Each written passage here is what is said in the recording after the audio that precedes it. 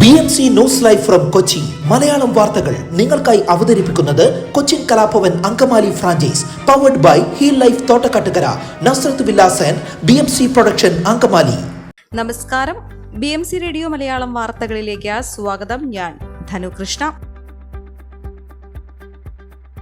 മാലിന്യം കുമിഞ്ഞുകൂടിയ ഫോർട്ട് കൊച്ചി കടൽ തീരം ശുചീകരിക്കുന്നതിന് 1 മാസം നീളുന്ന പദ്ധതിക്ക് രൂപം നൽകി അധികൃതർ. ദുർഗന്ധം വമിക്കുന്ന കടൽ തീരം സന്ദർശിക്കാൻ വിദേശ വിനോദസഞ്ചാരികൾ അടക്കമുള്ളവർ മടിക്കുന്നതായി കഴിഞ്ഞ ദിവസം വാർത്ത വന്നിരുന്നു.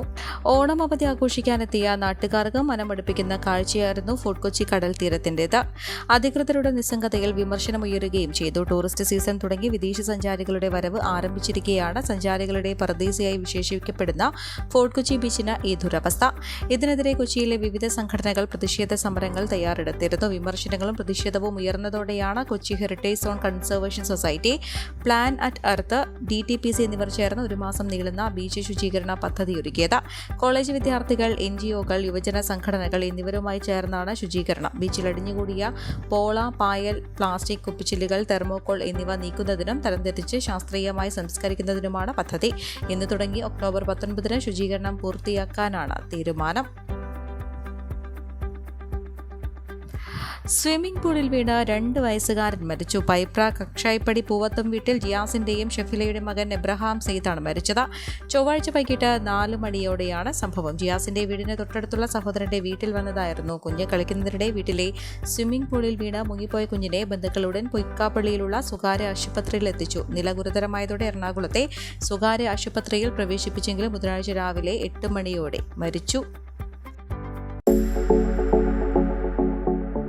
കോവിഡാനന്തര കാലഘട്ടത്തിൽ ജീവനശൈലി രോഗങ്ങളുള്ളവർക്ക് സന്തുലിതമായ ആരോഗ്യ പരിപാലനത്തിന് ആലുവയ്ക്കടുത്ത് തോട്ടക്കാട്ടുകര ജംഗ്ഷനിൽ ഹീൽ ലൈഫ് തുറന്ന പ്രവർത്തനം ആരംഭിച്ചിരിക്കുന്നു. ഫിസിയോതെറാപ്പി, സൈക്കോളജി, ആയുർവേദ ചികിത്സകൾക്കായി 8089011772 ബന്ധപ്പെടാവുന്നതാണ്. രാജ്യാന്തര നിലവാരത്തിൽ നിർമ്മാണം പൂർത്തിയായെങ്കിലും കക്കടാശ്ശേരി കാളിയാർ റോഡ് ആരംഭിക്കുന്ന കക്കടാശ്ശേരി പാലം പഴയ കോലത്തിൽ തന്നെ. വീതി കുറഞ്ഞ കക്കടാശ്ശേരി പാലത്തിന്റെ ഇരുവശവും നടപ്പാത നിർമ്മിക്കണമെന്ന ജനപ്രതിനിധികളുടെയും നാട്ടുകാരുടെയും ആവശ്യം നടപ്പായില്ല. 6.30 മീറ്റർ മാത്രം വീതിയുള്ള പാലത്തിലെ ഗതാഗതം റോഡ് നവീകരണത്തിന് ശേഷം കൂടുതൽ ദുഷ്കരമായി. അപകടവും വർദ്ധിച്ചു. പാലത്തിലൂടെയുള്ള കാൽനട യാത്രയാണ് കൂടുതൽ അപകടകരം. 6.5 പതിറ്റാണ്ട് മുൻപ് നിർമ്മിച്ച പാലത്തിന് റോഡ് നവീകരണത്തിന്റെ ഭാഗമായി നടപ്പാലം നിർമ്മിക്കുന്നതിനും പദ്ധതി ിരുന്നുവെങ്കിലും അവസാന നിമിഷം ഒഴിവാക്കുകയായിരുന്നു. 68 കോടി രൂപ അനുവദിച്ച റോഡിന്റെ നിർമ്മാണം 3 മാസം മുൻപാണ് പൂർത്തിയായത്. കക്കടാശ്ശേരി കാളിയാർ റോഡിന്റെ നവീകരണത്തിന്റെ ഭാഗമായി DPR തയ്യാറാക്കുന്ന സമയത്ത് ഇക്കാര്യം ഉൾപ്പെടുത്തിയിരുന്നതാണ്. നിലവിലുള്ള പാലത്തിൽ കാൽനട യാത്രക്കാർക്കായി സ്ട്രീറ്റ് ഫുഡ് ബ്രിഡ്ജ് നിർമ്മിക്കാനായിരുന്നു വിഭാവനം ചെയ്തിരുന്നത്. എന്നാൽ പിന്നീട് റോഡ് നിർമ്മാണത്തിൽ നിന്ന് കാൽനടപാത ഒഴിവാക്കി റോഡിൽ അപകടങ്ങൾ ഒഴിവാക്കാനും കാൽനട യാത്രക്കാരുടെ ജീവനും ഭീഷണിയാകാതിരിക്കാനും പാലത്തിൽ നടപ്പാത കാലതാമസം കൂടാതെ ഒരുക്കണമെന്നാണ് നാട്ടുകാരുടെ ആവശ്യം. കുറുമശ്ശേരി കവലയിലെ ഗതാഗതക്കുരുക്ക് ജനങ്ങളെ വലയ്ക്കുന്നു. തീരെയിടുങ്ങിയ കവലയിൽ രാവിലെയും വൈകിട്ടും നടന്നു പോകാൻ പോലും കഴിയാത്ത അവസ്ഥയായി. അനധികൃത പാർക്കിംഗാണ് പലപ്പോഴും ഗതാഗതക്കുരുക്കിന് കാരണമാകുന്നത്. ആലുവ മാള റോഡിലും കണക്കൻകടവ് റോഡിലും വലിയ ഗതാഗതക്കുരുക്കാണ് പലപ്പോഴും അനുഭവപ്പെടുന്നത്. പറക്കടവ് SNCS ഹയർ സെക്കൻഡറി സ്കൂളിലെയും കുറുമശ്ശേരി ഗവൺമെന്റ് UP സ്കൂളിലെയും വിദ്യാർത്ഥികൾക്ക് പലപ്പോഴും നടന്നു പോകാൻ പോലും കഴിയാത്ത വിധം ഗതാഗതക്കുരുക്ക് അനുഭവപ്പെടുന്നുണ്ട്. ഇവിടെ റോഡ് തീരെ ഇടുങ്ങിയതാണ്. പിന്നെ കൊടും വളവും. വലിയ വാഹനങ്ങൾ തിരിക്കാനെടുക്കുന്ന സമയം എതിർവശത്ത് നിന്ന് വരുന്ന മറ്റു വാഹനങ്ങൾ റോഡിൽ കുടുങ്ങും. ഇതിനു പുറമെയാണ് അനധികൃതമായ റോഡരികിൽ ചെറുതും വലുതുമായ വാഹനങ്ങളുടെ പാർക്കിംഗ്. ഇവിടെ വിവിധ സ്ഥാപനങ്ങളിലേക്ക് എത്തുന്ന വാഹനങ്ങളാണ് റോഡരികിൽ പാർക്ക് ചെയ്യുന്നത്. ഇതിനെതിരെ ശക്തമായ നടപടി സ്വീകരിക്കണമെന്ന് കാലങ്ങളായി നാട്ടുകാർ ആവശ്യപ്പെടുന്നുണ്ടെങ്കിലും നടപടി ഉണ്ടാകുന്നില്ല.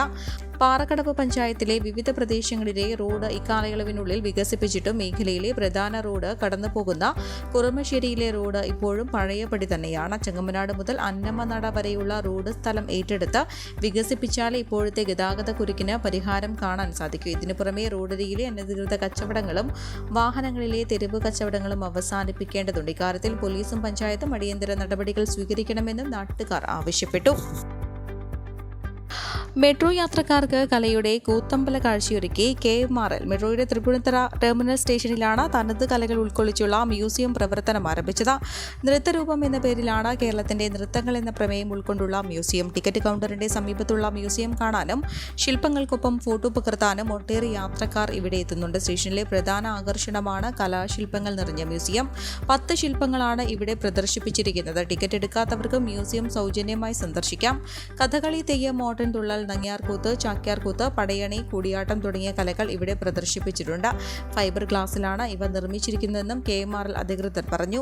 കലാരൂപങ്ങളെക്കുറിച്ചുള്ള ചെറിയ കുറിപ്പുകളും നൽകിയിട്ടുണ്ട്. എറണാകുളം ആസ്ഥാനമായ അകൃതി ആർട്ട് സർക്കിളാണ് മ്യൂസിയം ഒരുക്കിയത്. രാവിലെ 6 മുതൽ രാത്രി 10:30 വരെയാണ് പ്രവർത്തനം. വർഷങ്ങളുടെ കാത്തിരിപ്പിനൊടുവിൽ SN ജംഗ്ഷനിൽ സിഗ്നൽ എത്തി. പക്ഷേ എരൂർ നിവാസികളുടെ പ്രശ്നത്തിന് പരിഹാരമായില്ല. എറണാകുളം ഏറ്റുമാനൂർ സംസ്ഥാന പാതയിൽ ഏറ്റവും അധികം തിരക്കുള്ള ജംഗ്ഷനായ ഇവിടെ നീണ്ട കാത്തിരിപ്പിനൊടുവിലാണ് സിഗ്നൽ പുനഃസ്ഥാപിച്ചത്. എന്നാൽ സിഗ്നൽ ഇല്ലാത്ത സമയത്തുള്ള ഗതാഗത പരിഷ്കാരങ്ങൾ തന്നെയാണ് ഇപ്പോഴും ഇവിടെ തുടരുന്നത്. SN ജംഗ്ഷനിൽ നിന്ന് ഏരൂർ റോഡിലേക്കുള്ള പ്രവേശനം ഇതുവരെ പുനഃസ്ഥാപിച്ചിട്ടില്ല. ഇതോടെ അമ്പലമുകൾ ഇരുമ്പനം ഭാഗത്ത് നിന്ന് ഏരൂരിലേക്കുള്ള യാത്രക്കാർ വടക്കേക്കോട്ട ആദംപിള്ളിക്കാവ് ക്ഷേത്രത്തിന് മുൻപിലെത്തിയാണ് യു-ടേൺ എടുക്കുന്നത്. 1 കിലോമീറ്റർ അധികം ഓടണം. ഗതാഗതക്കുരുക്കുള്ള സമയമാണെങ്കിൽ അരമണിക്കൂറിലേറെ ഇവിടെ കിടക്കണം. തൃപ്പൂണിത്തുറ നഗരത്തിൽ നിന്ന് എത്തുന്നവർക്കും ആദംപിള്ളിക്കാവ് ക്ഷേത്രത്തിന് മുൻപിലെത്തിയാൽ മാത്രമേ യു-ടേൺ എടുക്കാൻ സാധിക്കൂ. പലപ്പോഴും ഇത് ഗതാഗതക്കുരുക്കിനും സമയനഷ്ടത്തിനും വഴിവെക്കുന്നുണ്ടെന്നും ഡ്രൈവർമാർ ആരോപിക്കുന്നു.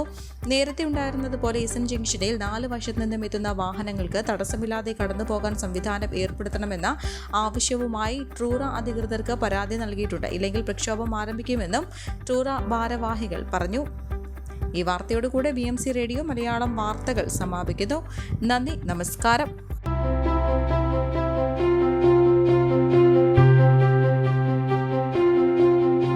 അങ്കമാലി പ്രദേശത്തെ കലാവിദ്യാർത്ഥികൾക്ക് സുവർണ അവസരം.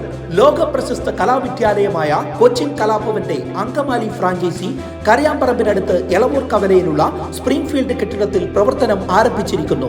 Classical dance, cinematic dance, Carnatic music, Zumba dance എന്നീ വിഷയങ്ങളിൽ പ്രഗത്ഭരായ അധ്യാപകർ ക്ലാസുകൾ നയിക്കുന്നു.